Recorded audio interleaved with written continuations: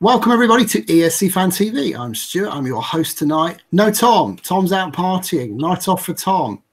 Good night, Mr. Tom. I've been waiting to say that for such a long time. Just me tonight and the gang, of course. Thank you for joining us. Thank you for being here. Don't forget to click the like button and click subscribe. It means a lot and it is well worth it. We've got loads of content coming up, taking you right through to Tel Aviv. So what about tonight? Well, tonight we've had so much going on. We are going to bring you up to speed with Melodifestivalen semi-final 4. That's it. All 28 songs are done in Sweden. They will now start their Andra Chanson program, followed by the final in 2 weeks' time. We are also going to take you through the Dansk Melodi Grand Prix that took place this evening. Denmark, of course, have chosen their song for Tel Aviv. And our guests will bring you up to date with what's going on in every other part of Europe this evening, including some real shocks and some disappointments. It's not like we haven't said that this Eurovision season so far. However, should we make a start? Yet again, click that like button and click subscribe. I will be running the chat room, so do send your comments through, ask questions, and I will try and answer them and ask my guests to answer them as well, and also interact with you on the chat room. Lots going on here tonight. Hopefully we get through it all okay. Right, let's start with Sweden. Linköping, hopefully I pronounced that right, 6.8 million votes cast tonight in Sweden. It's getting big, this Swedish thing, isn't it? We start tonight's show of 7 songs with Pagan Fury with Stormbringer, folk metal band led by lead singer Arvin Lautor. The song was part composed by Fredrik Tomander, who wrote the song Leaving Home by Nick Borg in Swedish Melodifestivalen a few years back. It's rock, it's Evanescence inspired. Interesting start to the show. I'm keen to know what you thought, Elliot. Tell us. I loved this. I thought this was brilliant. I really enjoyed it. I think it's the best show opener we've had this year. I said, yeah, it was rock. It was impactful. Great. The backing dancers were a bit odd. Granted. Really enjoyed it. It was a good, strong opener. The staging was maybe a bit too weird. I did think it may be a bit too weird for Swedes to get really on board with, which showed, sadly. But I definitely had this in my top 2 and going through to the final. I loved it. And I have to say, her feather dress thing that she was wearing, that's now in my wardrobe. I think that's definitely one that has to be put on the Christmas wish list this year. Oban, were you a fan of Pagan Fury? Not really my cup of tea. I really didn't feel connected to the song, but it was a good quality song. I'll give them that. It was good staging, good song, good vocals. I wouldn't vote, but I would enjoy live performance in Tel Aviv if they would make it. Well, unfortunately, you're disappointed, Oban. They didn't make it. I know. I'm not really disappointed. You're just playing along, aren't you? Ever the optimist. Martin, you love a good rock opener to Swedish Melodifestivalen. And can I just add, you appear to now be a Melodifestivalen convert. So welcome to the club. What did you make of this? Thank you. Yes, I really enjoyed this too. You said Evanescence. I think the only thing missing from this was an Amy Lee sort of voice. And if that had been there, I think that would have blown everybody away. I think that was the only downside to this was her voice suited it, but I think it would have just taken to another level if it had a stronger singer. But yeah, it was great staging, almost to the extent that it was almost like an opener before the act started. You know, so that maybe matched what Elliot was saying, that maybe they didn't get on board because it didn't seem real in a way. It didn't seem like the Melodifestivalen bit had actually started. This was like a show opener to get everybody warmed up, really. And did you see this as a qualifier, Martin? I had it as the second chance, personally. I had John and Lisa as my directs, but I thought this would have done enough to get through to the is it next week, second chance week? Yeah, next week. Yeah, I would have had it there, basically. Did anybody else have this as a qualifier? I had this borderline, I've got to be honest. I had this going through. At least a second chance. Yeah. Yeah, no. Yeah, I thought it was gonna either qualify or go to second chance as well. I thought it was a nice song. I don't really like the rock genre, but that was one that I actually liked. So it didn't qualify, but we're going to move to song 2. Anton Hagman, Shana Day with the song Know You. Everyone knows Anton, and he's best remembered for knocking out Loreen and the song Statements from a few years ago. Big shock then. Still a big shock today, depending on whether you like the song, of course. Up-tempo pop song. Anton was singing it with silhouettes on the screen. He was moving across the screen at the back, multiple Antons, 3 or 4 throughout the song. Yeah, interesting. Didn't do very well. Finished 6th out of the 7. But we're going to go to Jörna again. And Jörna, I'm interested to know, was Anton your pick? No, it wasn't my pick. It was okay. The song was okay. It was nothing special for me, but I actually liked the staging because it was kind of special. The background where it was like twice and triple and 4 times. It was a nice staging, but the song was kind of mediocre for me. It got a bit trippy, didn't it? Got a bit trippy at parts. Elliot, was it a shock to you that he didn't qualify? No, I felt from day one he was set up to fail because he knocked out Loreen. Because, you know, everyone was so mortified he knocked out Loreen outside of Sweden back in 2017. And I really loved Kiss You Goodbye, and I still listen to it. But this song, it wasn't as impactful. I think the fact he sang in Swedish hurt him because Swedish songs don't do well in Melodifestivalen anymore. The staging was, I said, a bit trippy, and the gimmick of the repetitive overlay got very tired very fast. Yeah, it was just flat, to be honest. I don't think it was the right singer for this song. He just didn't sell it, personally. It was no Kiss You Goodbye, was it? Let's face it. No. The thing about Kiss You Goodbye, it was instantly you could instantly remember it. This you instantly forgot. It was just flat. Yeah. So yeah, it didn't qualify. So we start with 2 non-qualifiers. Let's move on to one that did make 100 chances. That was the fantastic Lisa Ajax with the song Torn. Lisa, of course, is an Idol winner. She competed in Melodifestivalen on 2 previous occasions. Back in 2016, she made her debut with My Heart Wants Me Dead, followed by 2017 with the song I Don't Give a F. And, you know, why so melancholic, Lisa? However, she sang the song Torn. It's an emotional ballad. Yeah, I mean, what can you say about Lisa? Fantastic vocal, never in doubt, always delivers. Well, is the song good enough to qualify next week and make the Melodifestivalen final and go on to win and potentially challenge at Eurovision? Martin?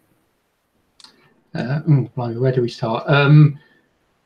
Tonight, I thought it was really good. I really enjoyed it. Lots of emotion there. Great vocals. I watched it throughout. You know, and I think I would have put it through direct. I mean, it being in second chance, I could see it qualifying depending on who it's up against, because obviously there's a couple of big hitters from Heat 1, and if she's up against one of those, I don't know. I don't think it will win Melodifestivalen, so I don't think there's any need to think about whether it would do well at Eurovision, to be quite honest with you, because I think there's at least 3 or 4 better songs that are already through that are better than this. But you know, it was after the first 2, you know, it was nice to see this one do better in a way. Before anybody jumps in with who she's competing with in 100 Chanson, we'll come to that very shortly. Just want to sort of knock that one on the head, because that will be a part of the show coming up very, very soon. Oben, Lisa Ajax. I like Lisa. Always like Lisa. Do you like Lisa? You know what? She was my 3rd place for tonight's show. I was expecting her to go through when I was watching her performance. It was a simple, decent, genuine performance. She felt it. She made me feel it. I believe every word she sang. It was a cheesy lyrics, but when it comes to the performance value, it makes me feel something. So I hope that she would go through, and she did, to the second chance at least. And Elliot, was it a surprise to you that she didn't make direct till finalen? Yes and no, because when you looked at the 7 names, Lisa Ajax was meant to go through. And for weeks, and even Christer Bjorkman has hinted that Lisa Ajax had the winner in Melodifestivalen. And everyone's been building up to saying, like, oh, Sweden's sending a female ballad. This is Lisa, because Victoria, people weren't getting on board with. They said Lisa could really challenge. I have to disagree with Oben. She sang the song, but it was like anyone could have sang it with her performance. It just felt flat for me behind, like, I didn't feel it from her. Like, I didn't feel the emotion in her voice. Say, for example, if Victoria had this song, you know she would have belted it out and really given it some heart. I think that's why she Elliot, we've lost you. Hopefully we can get you back. Final, yes. Will this win? No. Is what I'm going to say. Yeah, we've lost a bit of your audio. Yeah, Elliot, we've lost a bit of your audio and visual. We'll come back to you in a bit. Yeah, I mean, how do you sum up Lisa Ajax? I think there's no doubting her ability to perform and give a fantastic vocal. My view on the song is that the song is not strong enough to win Melodifestivalen or Eurovision, but she is, and I kind of want her to have the song that she deserves. And eventually she will have a song, I believe, that can win Eurovision. I thought about Loreen, actually, the year before, and I feel it about Lisa. I think there's a song there that will suit her and will really deliver for her. Song 4, Alvingana. Blimey, that takes us back. 1993, they represented Sweden with the song Eloise, came 7th, of course. This was an Eloise for 2019, wasn't it? Let's be frank. There's only 3 of the 4 now on stage. Old school Schlager. Haven't really had any old school Schlager that actually went some in this Melodifestivalen until now. This made Andres Chanson. The crowd absolutely loved it. Martin, did you love it? Expecting that. Yes, I did actually. I'd say this was my favourite of the night. I didn't think it would get direct to the final, but I did hope it would get second chance, which it did. I think it was good placing to put it where it is, picked up the pace again in the middle of the show. I liked the routine. The song was great, good vocals, toe tapper. Yeah, I really enjoyed it. So, they're not going to win, are they? But, it's nice to see that they got another chance to possibly get to the final. And Jana, are you a fan of Alvingana? Did you think this might qualify? Well, yes, I actually liked it. Was kind of Schlager-ish, Yeah. And the older men looked kind of cute. Okay. Hashtag awkward. Not sure where we're going here, but I'm on that train. Keep going. The song was nice as well. We never knew you liked older men, Jana. Just, hey, how are you doing? Delhat is coming for you then. Yeah, exactly. Yeah, someone send Jana a Swedish Melodifestivalen final ticket. Elliot, hopefully audio back with us. You cut out a bit there. Alvingana, were you shocked by the fact they made the Andres Chanson? No, because this was brilliant. I absolutely loved this. It was a bit like a cheesy Take That tribute band. I'll give them that. But they have so much fun, and it was so cheesy and camp and stupid. And what I love Eurovision Melodifestivalen for, I did actually think it could have gone straight through, because when they got past the first round of voting, there was a chance it could have happened. And because Lisa wasn't that brilliant, I'm thinking, well, the way the points are being done for these age categories this year, they could take the older vote and go straight on through. I really loved it, and I have no shame in it. I absolutely loved that. And I want their suit jackets because they looked really nice as well. They did, yes, absolutely. TK Maxx. Anyway, moving on. Song 5, Bishara, with the song On My Own. Bishara Morad is 16, just 16 years old. Massive Instagram fan, has over 90,000 Instagram followers, probably loads more actually by the time we talk about this. The song is written by last year's Swedish Eurovision performer Benjamin Ingrosso. It was an emotional ballad, great vocal from Bishara. I had a few issues with this though. And I'm going to tell you why. He was singing "How Can I Live Without You," and I'm not being ageist here. However, I'm not sure how a 16-year-old can sing about "How can I live with you without you? How can I turn to my left and you not be there?" As in, I assume he's talking about his bedroom. But how can he sing about something like that? I found it very difficult to listen to. Just my opinion. Keen to know yours. Oban, did you agree or disagree with me? I just wanted to. That was the only point I wanted to talk about with this entry. When I was listening to the song, did he really just sing about love, or I was hoping? I was thinking, I hope he's singing about his mother or something. I hope not. I mean, yeah,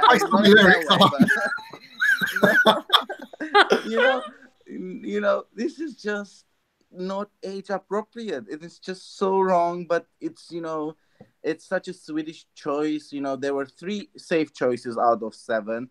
2 of them made it directly to the final. 1 of them Lisa made it to the second chance. 3 out of 3 safe choices for Swedish entry went it through, made it through. This is just such an obvious choice, but such an inappropriate singer. Yeah, and Leonora, do you concur with that? Were you sort of along those same sort of lines, or did you think, "Hey, I love this song"? Well, the song wasn't bad, but when it came on, I was like, "Oh, what? Am I watching Junior Eurovision?" It was like he's 16, but he looks 12. He looks really young, and I was like, this song is maybe not for him because of the things you also described, the singing about a love that he cannot live with. I was like, yes, you're 16. Kind of weird, Do you know what? No one's doubting his vocal ability. I thought he's got fantastic. Yeah, he really can. I mean, this guy's a star. Can I just say, like, I just learned from you that the song was made. It was in Benjamin Ingrosso's song. Yeah, but it just made sense to me because that guy is awkward. Like the televote results last year shows how he is out of touch and how he's socially awkward, and just made sense to me that he thought this is an appropriate entry, that song with that guy, that kid. So not to be harsh, but yeah, I mean, I think part of the reason he qualified was A, he's really popular, but B, also that they split the age across the voting. So it's based on different age groupings. Now, look, I'm no expert at this. Perhaps Elliot or one of you else could explain this to us. But my understanding is there is more weighting now on the different age groups. Is that right? Yeah, from what I can gather from it, and this has been reinforced by the fact that Anton Hagman actually placed 5th in the old voting, he actually got more than Ann-Louise and Pagan Fury, is that the age groups, they are only taking a percentage, and I'm guessing like those votes are being put 1 to 7, like 3 to 9-year-olds are having their own 1 to 7, then 10 to 14. So it's basically like a jury vote going along, and then that's how. Then you have a total score at the end, and that's how it's been decided, I'm assuming. I think it'll make more sense in the final. That's the only way I can see this really having worked.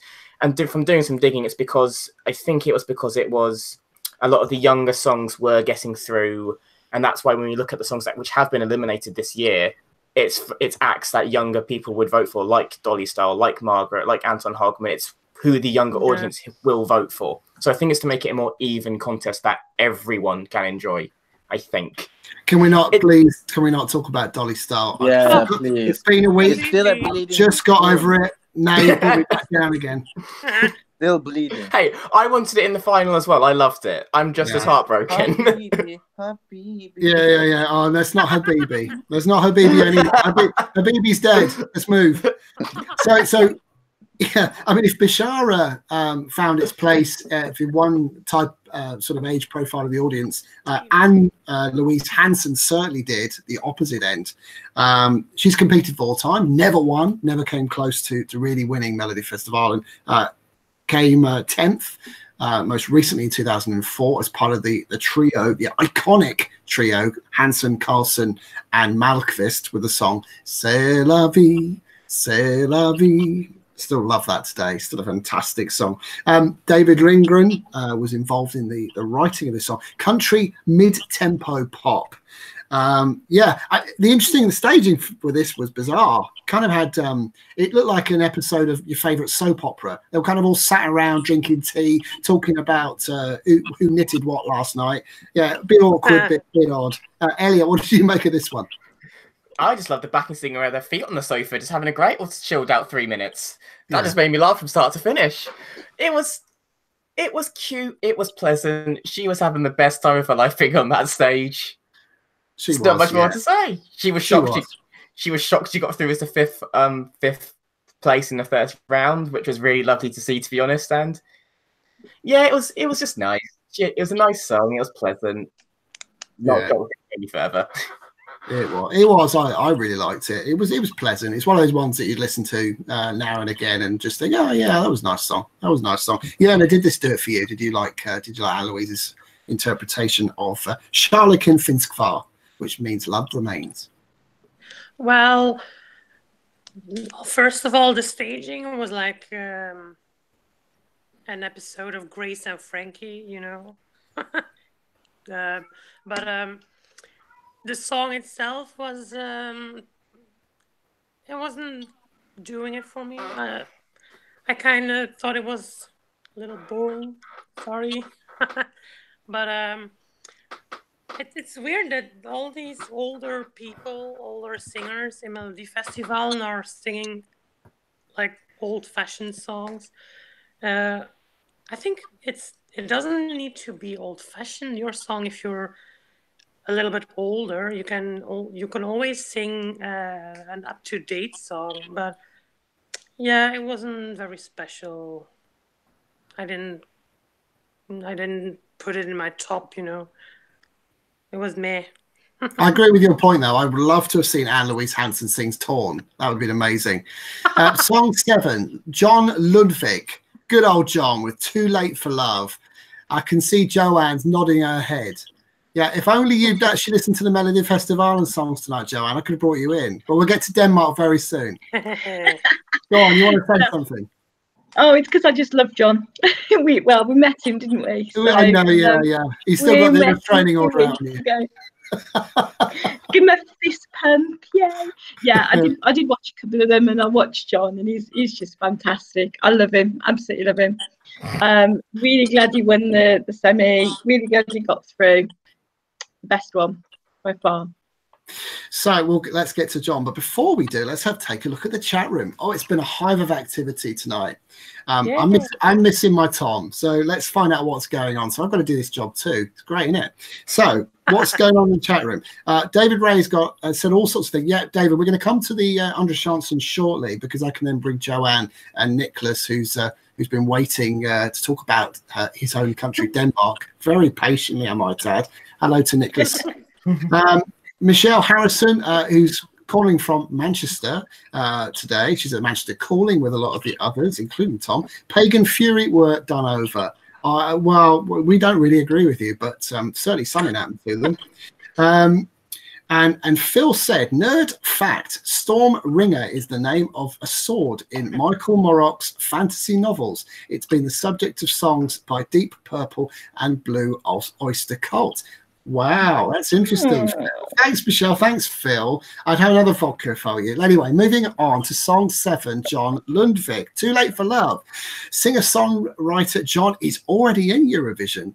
Yes, that's right. He wrote the song for the UK, Bigger Than Us. So he's also co-written Too Late for Love, which he sang tonight. Finished 3rd in last year's Melodifestivalen with the song My Turn. It's an up-tempo, feel-good pop song in the sort of theme. I mean, I got real Cesar Sampson vibes from this in the way it was staged and the actual feel-good factor of the song. Jörna, did you sort of see some Cesar Sampson in this, or am I completely wrong? No, yeah, now you mention it. I did see Cesar Sampson staging. I also thought, hey, he borrowed France's backdrop, you know. yeah, very similar. Also very similar to Bigger Than Us. Yeah. They can use the same backdrop in Tel Aviv. Well, I thought this song was the best of the night, and it's a good choice. They let it through to the final. I think he has a big chance to win Melodifestivalen as well. It's a good song and a good singer as well. Good looking. What are you on tonight?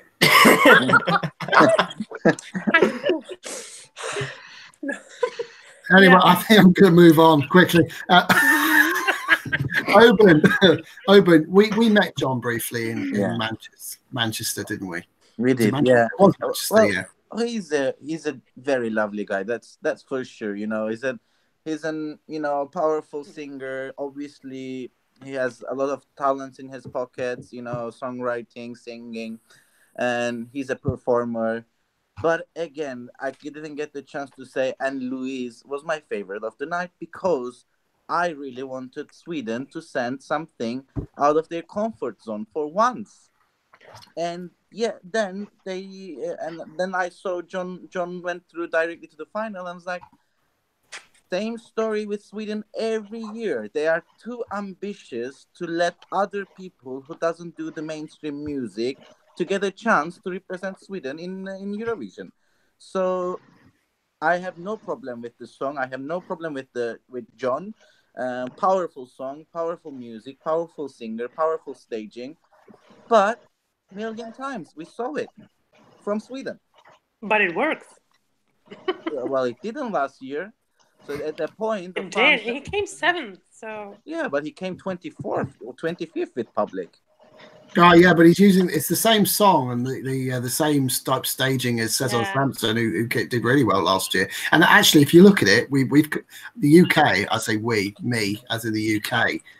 We've taken that. We've gone. What worked last year? Gospel singers staging with lights shining, dark stage. We'll do that this year. That'll be a winner. But is it even allowed if, like, John wins Melodifestivalen? Is it allowed that he has another song for another country? Yeah, of course it is. Yeah. Of course it is. Laurel Barker's got 2 in the UK and Germany this year, so I'm pretty sure. Laurel Barker's got a song in every country. same with Jimmy Jansen or Jimmy Jansen or whatever he's called. He's going to be doing laps of the green and watch. Laurel Barker's going to be doing laps. I can't wait.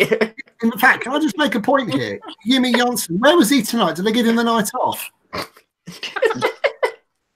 Anyway, final point from Martin. Martin, round this up, this 7th song, John Ludwig. How's he going to do in the final? Pretty well, I should think. He's going to be one of the front runners. Just glancing at reminding myself who's in there. There was no problems tonight. As soon as I heard it and saw it, I thought, yeah, that's going straight through, and it did, obviously. Great voice. I mean, he did really well last year, and I might have actually preferred last year's song to this year's, but having the gospel singers and having the routine, I think this will be a contender in the final. And it's it's going to be quite a close one. I think there's about 3 or 4 that could possibly take it, depending on how they do on the night. Quite right too. Yeah. So John and Bishara qualified to the final. And Alvingana and Lisa Ajax made Andres Johnson, which brings us nicely on to Andres Johnson. And then we can talk about Denmark.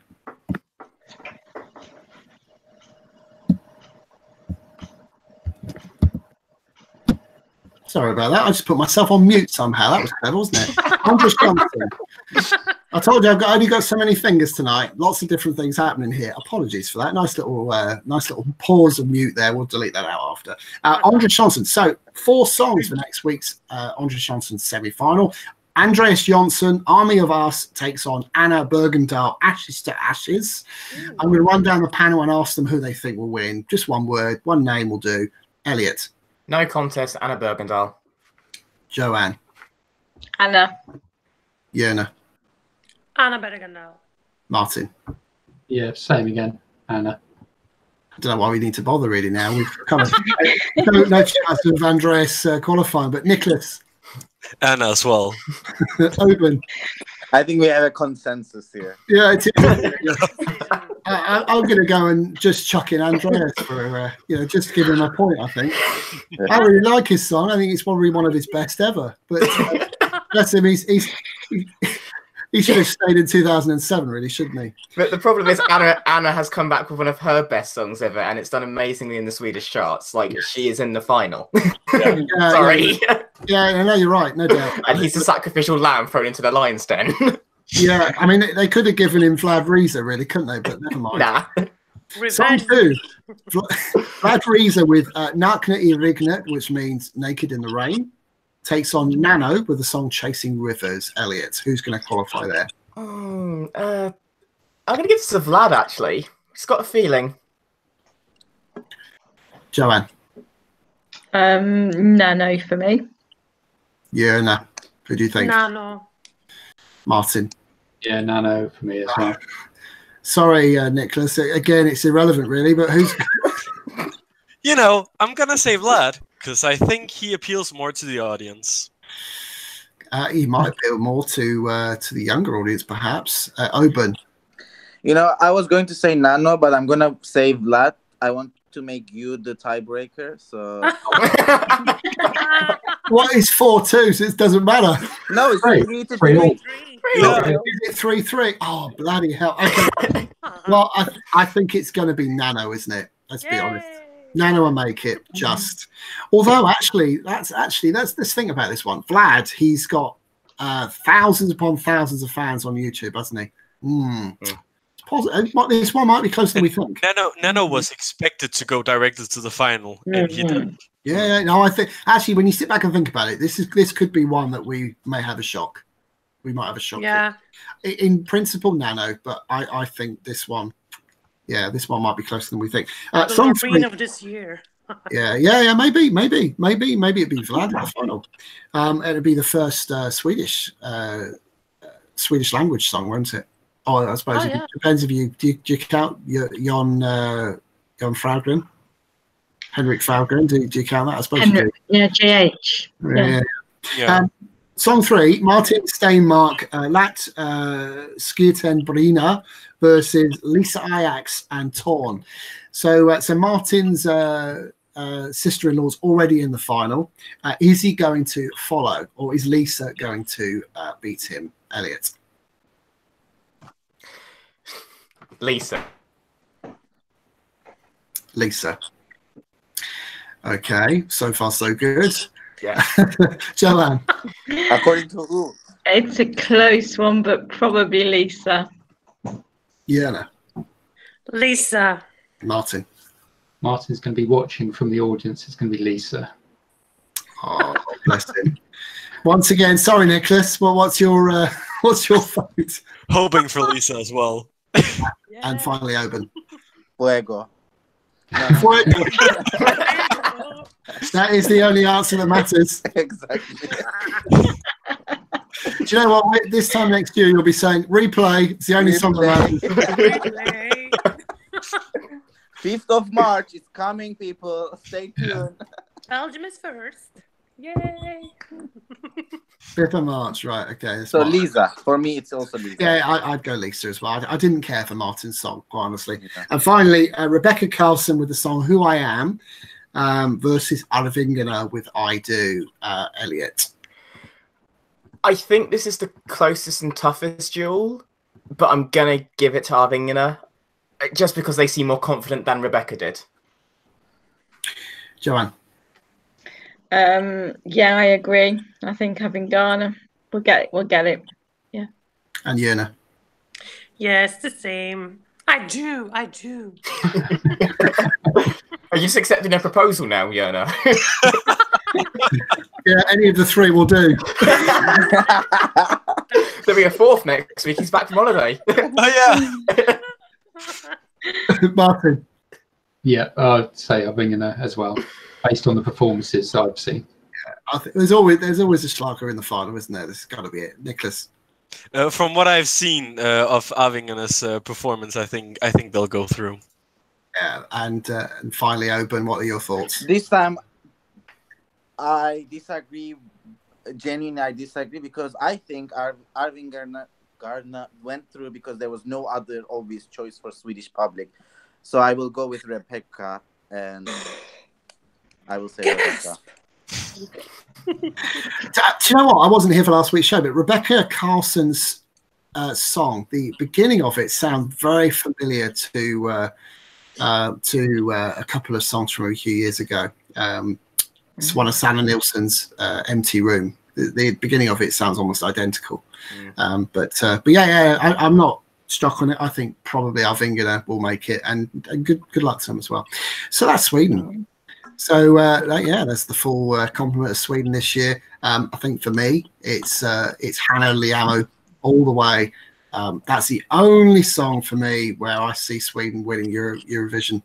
And we'll do this in a few weeks. So I'm not going to ask my guests what they think, because we're going to cover that off before the final. Let's talk about Denmark.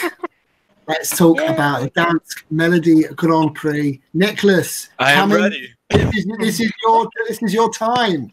Yeah, It's all been building up to this from January onwards. It's your time. Yeah, just mind the violinist on your way down. Right, Nicholas, tell us about Denmark and why. What are your thoughts here? Are you proud of your song? Are you disappointed with your choice? Tell us. We are desperate to learn.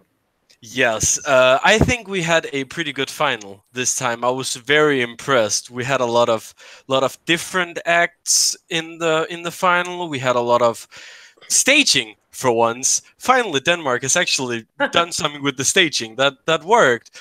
So of course we have Leonora and the song "Love Is Forever" as the winner.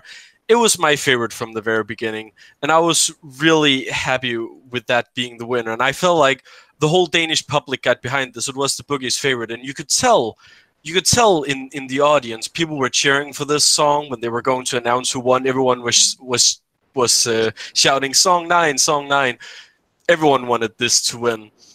I think looking at all the fan talk about, a lot of people really wanted League of Light to win, and I understand that because it is a great song. Unfortunately, at least in my opinion, it felt a bit flat tonight. They didn't really do anything special with the staging, and it didn't. You know, the thing with League of Light was that it was supposed to feel very authentic and Greenlandic, and that was the whole thing with that song. But you didn't have that feeling in the performance. It was just like yet another song, and the two singers were just kind of trying to overdo each other in the vocals, and none of them sounded on point. So that was a bit of a shame. And we had our third super finalist, SIgmund, which was he was an X Factor, Danish X Factor last year. Ended up in the semifinal. That's where he got eliminated there. So I can see why he went through, because he was one that the public already knew, and the Danish people liked him in X Factor. But at the end of the day, his song probably wouldn't have done well at all at Eurovision. So I think it was three great super finalists, and in the end, the right song won. What was going on with that chair? We've got random Danish guy in the chat room has asked that same question. What was going on? Do you know what? So I told my guest this before we went on air. I didn't realise it was a chair. I have had a drink this evening, that I will admit. But I thought she was sat on some scaffolding. And I was kind of expecting her to pull out a welding torch and start going at it, hammer and tongs. And where was her safety gear, Nicholas? What's going on there? Apparently we don't use that here. No, it was a little strange in a way. I don't think when I heard the song the first time, I didn't expect a huge chair, but it made an impact. And I think it did have something to do with why this ended up winning, because it had a big impact on the audience. For some reason, I kept thinking about the French song. What was it called? The one with the guy and all the paper cutouts. Le Petit Nicolas. Yeah, that one. It reminded me so much of that. The whole staging, and I think you know, because we are most likely going to go with this staging at Denmark. We never change our staging from Dansk Melodi Grand Prix. It's like what you see is what you get, basically. You know, there's a lot of time spent on the production of Dansk Melodi Grand Prix, a lot of money spent on it. So obviously they put forward a staging that they want to go through with to Tel Aviv.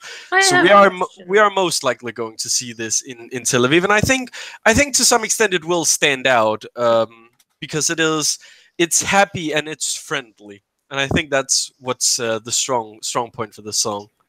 It's the chair from IKEA. Maybe we can get some Swedish votes from that. Yeah, I've got a question actually regarding the background to the singer and songwriter. So Lise Kabel is a renowned. She's a global songwriter. She's Danish, but she's written many hits everywhere on the planet. But most notably, Eurovision terms, she's written the song "Sweet Lies" for the UK. No, I'm joking. Most notably, she wrote the song "Only Teardrops" that won some years ago for Denmark, your last win, of course. And Leonora is called, or has been called, the new Emily de Forest. So, do you, as a fellow Dane, as a Danish native, do you believe this is a winning combination for you in Tel Aviv? Well, that's a hard question. I don't feel like the public is as much behind this song as they were with Emily de Forest. It was definitely very clear from the beginning when she won Dansk Melodi Grand Prix that, you know, she was the big favorite amongst the public. I see a lot of Danish people still saying that they are afraid that this won't be able to qualify. I think the thing a lot of people mention is her vocals, but we got to remember that Rasmussen last year, his vocals in Dansk Melodi Grand Prix were not on point, but you know, he worked a lot on it, ended up having a fantastic performance in Lisbon. So there's definitely a lot that can be done there. See, it's hard. Lise Kabel has written a bunch of songs for Eurovision. And, you know, sometimes she does really well. When she goes to Eurovision, she tends to do really well. When she participated the first time back in 1996, I believe, with the song From Ols til Skagen. Yeah, that was classic. That was the first time in a few years that Denmark really saw some momentum again. So, you know, when she goes to Eurovision, she usually, you know, goes with something that can really, you know, can bring in some votes. So who knows? And are you proud of the song? Are you pleased with the choice? Yes, I'm proud. I think it represents the Danish music scene, and it's something that I think will be able to stand out in a semifinal too, where so far we've seen a lot of like ballads and more dramatic songs. You know, this is a more light-hearted and fun song with a message that can get across to everyone, and I think that's our strong point this year. And you know, I think that's really important. I think as fans, we get very caught up in everybody else's national finals. You know, we have our own, and then we debate the winner. We love it or we hate it, and then we become attached to other songs within other national finals. Case in point with Slovenia last week, and other national finals when the winner. I mean, like tonight with Middleton's and A Dal, you know, many people, me included, wanted A Dal to win. They didn't win. The Hungarians have chosen their own winner. We must remember as fans that each country chooses its own song and singer. And as long as they're proud of their choice, that's all that matters. It's irrelevant what us as fans want. And it's quite sad, actually, in some ways that we forget that. Actually, ultimately, it's the song we choose. It's the song that will represent our countries at Eurovision. And that's ultimately what Eurovision is all about. Different tastes, different cultures. Bring in Joe, actually. Joe, you watched Denmark, so I'm interested to get your take from a different perspective. What did you make of the show and the winning song? I love the show, if I'm honest. I think Nicholas is right, and I just think that they should be proud of how professional the show was. I thought the staging was amazing for every single act that came on. There was nothing at all wrong with the staging. I do agree with Nicholas about I did expect to see a lot more with Julia and Nina, only because I was expecting it. I'd seen the video, that sort of thing. But in all fairness, just what they did was professional. It was at the top draw. I think the winner, I think her story, for me, it was brilliant. Told a real picture. The fact that not only because she went into the other languages, she went into some German, she went into French, but the fact that she was dressed up almost like a land girl, or you know, sort of the equivalent. You could tell she was going back in time to the to the war, or to the post-war, which is probably why she did the French and the German in there as well. And it was just lovely, and she got a lovely voice as well. Very, very sweet voice. I did love Julie and Nina, I must admit. Did think they would probably win. But in all fairness, I think they were outdone on the night by a much better performer.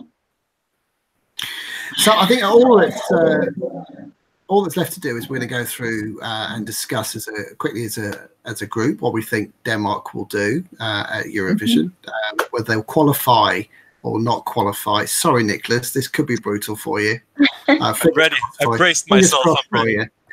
Before we do that, I've just got a quick question in the chat room from random Danish guy. He says, curious how Denmark will bring that huge chair to Israel. I'm assuming on a huge plane. See, this is where we need IKEA. They have IKEA in Israel, right? Can they just hook us up with a new chair? I'll break it down. They'll just break it down and build it back up again, like everyone else would. Quick comment or quick point about the chat room. Make sure you click the like button. Really appreciate that. And also click subscribe. Keeps us doing what we're doing just for you. It's for the fans, by the fans. Really appreciate your support. Click the subscribe button, click the like button.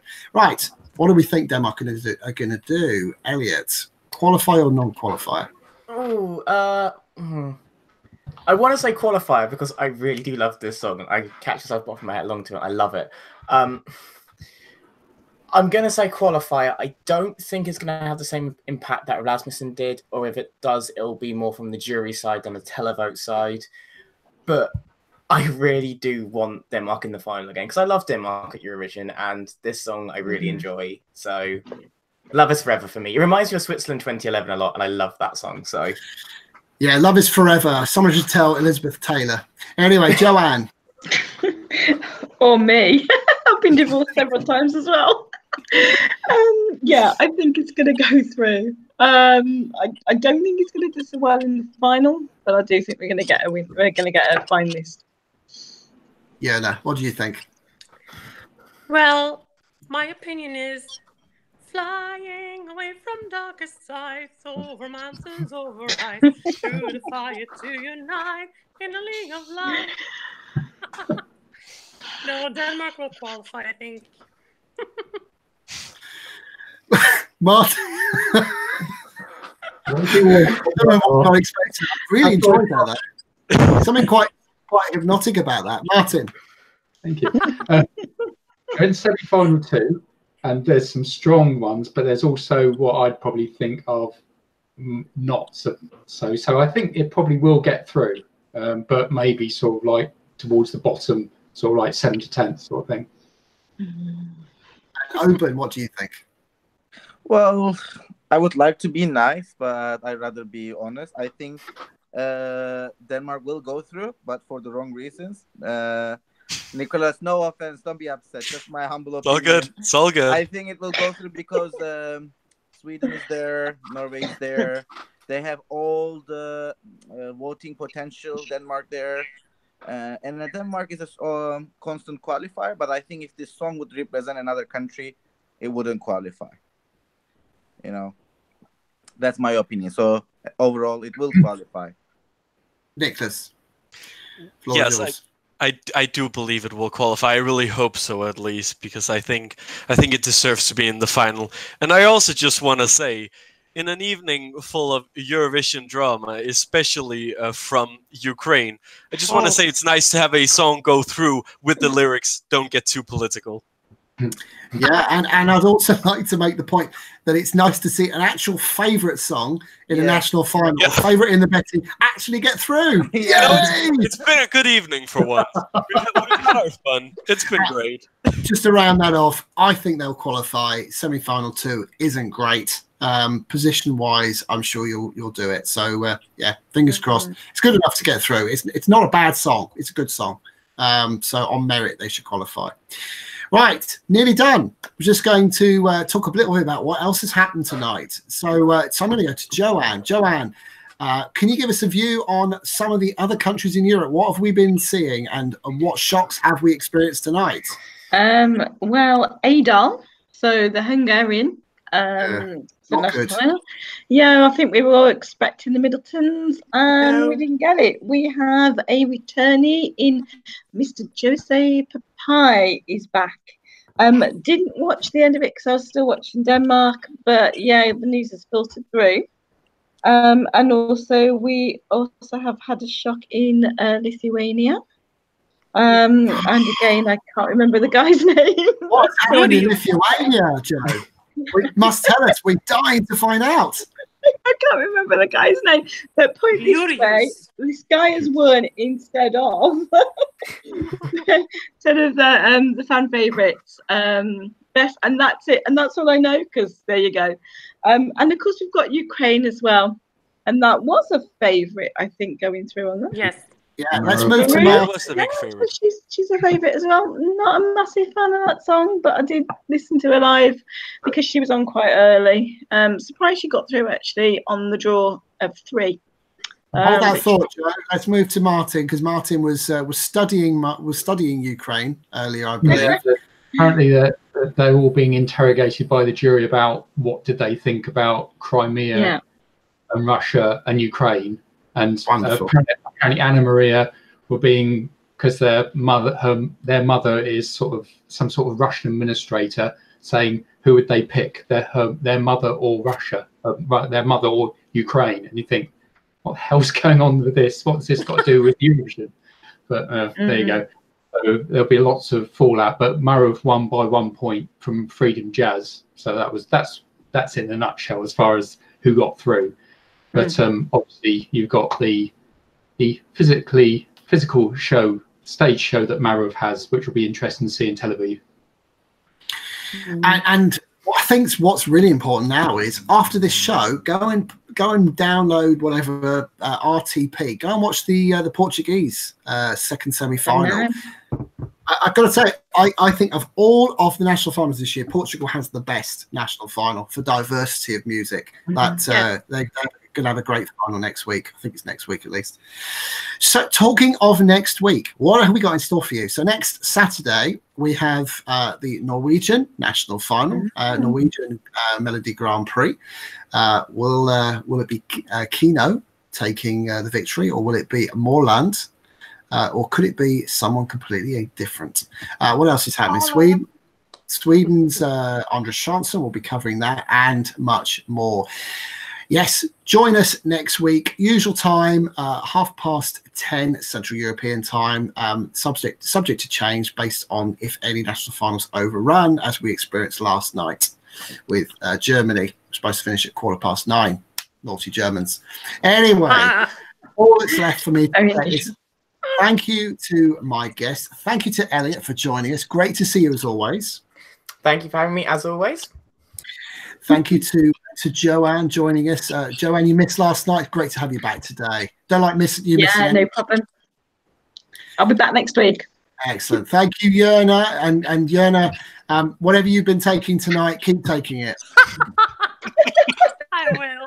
And don't forget, Thursday, the Belgian song is coming out. Yes, we should do a little show so you can talk specifically about Belgium and the wonderful Elliot. Yay! Thank you to Martin from the Let Me Be the One blog, podcast, radio show, and whatever else he's got planned. Thank you. Yes. Big chat. Thanks to our resident Dane. Super final. Thanks for coming on and giving your thoughts, Nicholas. A pleasure as always. Mange tak, og fortsat god aften. Tusind tak. What the hell was that? Good evening, I think. Thank you. Tak for i aften. You just take me back to 2001 and the guy and the girl presenting when he did that. I'm sure it's and thank you to our resident Cypriot Oban. Pleasure as always. Great to see you.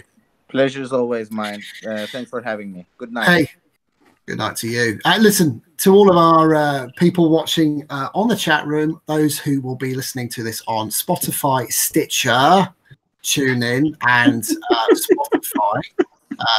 What else is there? iTunes as well. Oh, not forgetting iTunes. You can download the podcast tomorrow or Monday. Good to listen to while you're on your way to work or on a train, as Mitchell does usually. Make sure you download it, click the subscribe button on our podcasts, and also click the subscribe button on our YouTube channel. It really means a lot. Don't forget, we're on Instagram, or we share all of our content on Instagram. We're on Facebook, we're on Twitter. Come and communicate with us, come and engage. And if you want to be on the panel, just drop us a line. We definitely want to have different fans on. And on the way to Tel Aviv, we will be interviewing you, the fans, wherever we go, whether it be Amsterdam for Eurovision in concert, whether it be the London Eurovision party, or many others. We will be out with our mics asking you who is going to win Eurovision.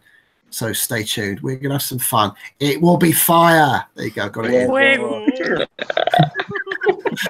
Much love. Thanks for tuning in. We will see you next Saturday. Bye for now. Bye. Bye.